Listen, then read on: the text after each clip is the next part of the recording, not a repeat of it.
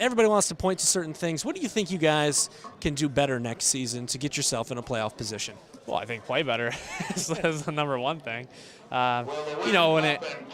This year, whenever you lose, like you said, there's a lot of excuses you can make and a lot of different reasons you can try to put your finger on.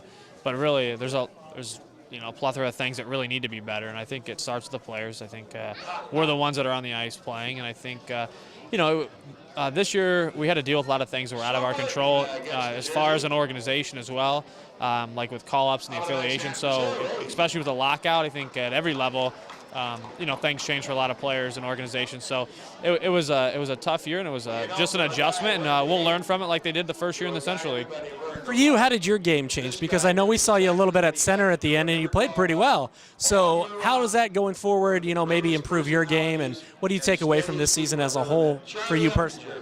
Yeah, I think, I'm a guy that can probably put it anywhere offensively. At center, I can use my speed a little bit more. Like my rookie year, I think that helped me use my speed. But, we were hurting with injuries. Obviously, Brett Smith, Kaleigh Schrock, you lose those are two of our best centers right there. And JM got called up, so it's kind of like emergency mode for a bit. But, it's one of those things where I think guys did their best to try to step up and play roles when other guys went down, especially like Chris Auger. And it was just one of those years where things didn't really go our way.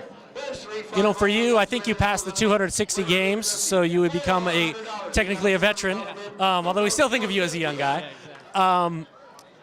What does that mean for you in the future? What does that mean for Kaleigh Schrock as here in Fort Wayne and then in your hockey career?